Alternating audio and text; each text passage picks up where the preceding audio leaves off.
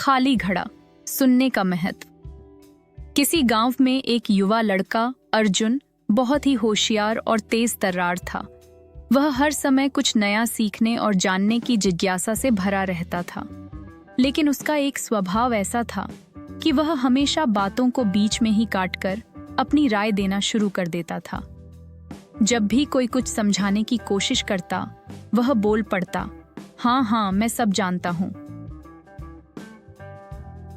अर्जुन को लगा कि वह सब कुछ जानता है और उसे अब किसी से कुछ भी सीखने की जरूरत नहीं है। गांव के लोग उसकी बुद्धिमानी की तारीफ तो करते थे, लेकिन उसके इस स्वभाव से परेशान भी थे।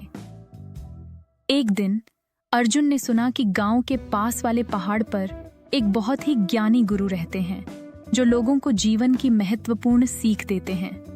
अर्जुन ने सोचा, मैं भी जाकर देखता हूं कि ये गुरुजी क्या सिखाते हैं। अर्जुन पहाड़ पर गुरुजी के आश्रम पहुंचा। वह गुरुजी के सामने बैठा और बोला, गुरुजी, मैंने सुना है कि आप बहुत ज्ञानी हैं, मुझे भी कुछ सिखाइए। गुरुजी ने मुस्कुराते हुए कहा, ठीक है, पहले मैं तुम्हें एक चाय पिलाता हूँ। गुरुजी ने एक कप में चाय डालना शुरू किया। जैसे ही कप भरने लगा, अर्जुन ने देखा कि गुरुजी चाय डालते ही जा रहे हैं, जबकि कप पहले से ही भर चुका था और चाय बाहर गिरने लगी थी। अर्जुन तुरंत बोल पड़ा, गुरुजी, रुकिए, कप तो पहले से ही भर चुका है, अब इसमें और चाय नहीं आ सकती। गुरुजी ने मुस्कुराते हुए कहा, बिल्कुल सही कहा तुमने। जैसे इस कप में अब और चाय नहीं आ सकती, वैसे ही एक ऐसा मन जो पहले से भरा हुआ है, उसमें नई सीख नहीं समा सकती। अगर तुम्हें कुछ नया सीखना है तो पहले अपने मन को खाली करना होगा।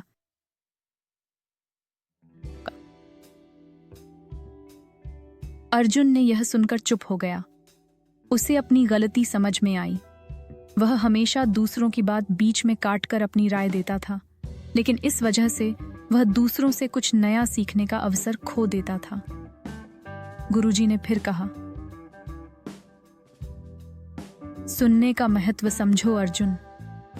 जब हम दूसरों की बात ध्यान से सुनते हैं, तभी हम कुछ नया सीख पाते हैं।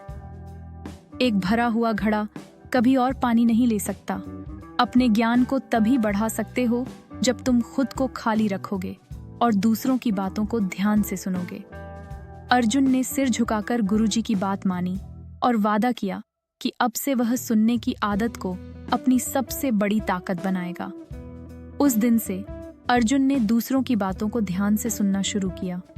वह न सिर्फ बेहतर सीखने लगा, बल्कि लोगों का आदर और स्नेह भी पाने लगा। उसने समझ लिया कि सुनने की कला ही सच्चे ज्ञान की कुंजी है। शिक्षा, सुनने का महत्व समझो। जब हम दूसरों की बातों को ध्यान से सुनते हैं, तभी हम सही मायनों में कुछ नया सीख सकते हैं।